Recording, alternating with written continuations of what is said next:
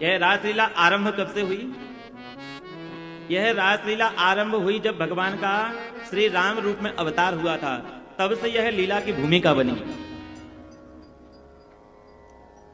तब से यह लीला की भूमिका बनी। कब से?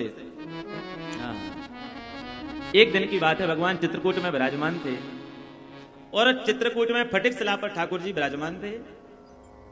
आज लक्ष्मण जी को तो ठाकुर जी ने कहीं भेज दिया और केवल राम जी थे। राम जी ने अपने हाथ से ही किशोरी जी का श्रृंगार किया और श्रृंगार करके उस चित्रकूट में ठाकुर जी ने 999 महारास किए चित्रकूट में। और श्रृंगार करके उस चित्रकूट में ठाकुर जी ने 999 महारास किए चित्रकूट में। 1000वां रास होने वाला था और फटिक शिला पर बैठे हुए थे। गोस्वामी तुलसीदास जी महाराज कह रहे हैं,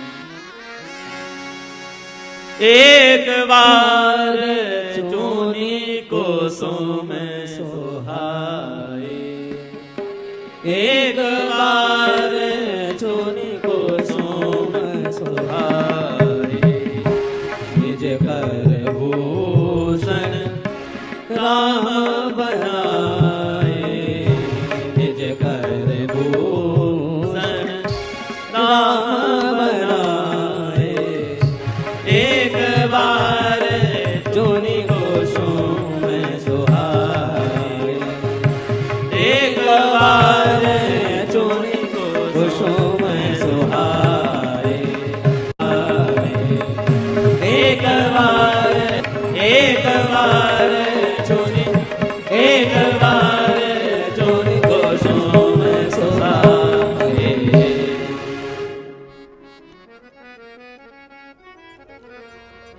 राम जी ने अपने हाथ से किशोरी जी का श्रृंगार किया और श्रृंगार करके बस बैठे ही थे कि उसी समय इंद्र के पुत्र जयंत ने आकर के और किशोरी जी के चरण में चोंच का प्रहार किया।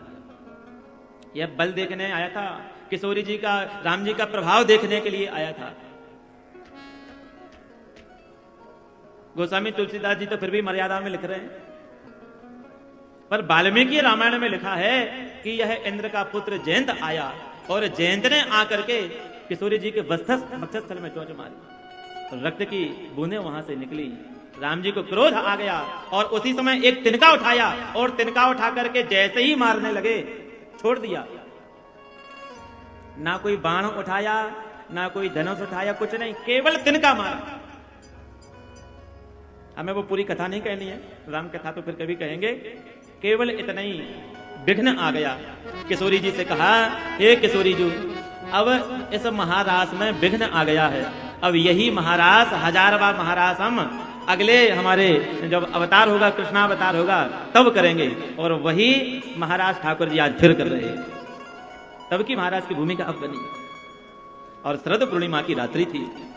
शरद पूर्णिमा की रात्रि को देख करके जैसे ही ठाकुर जी ने आज पूर्ण चंद्रमा को देखा है, ठाकुर जी के मन में इच्छा हो गई कि हम आज रास करें।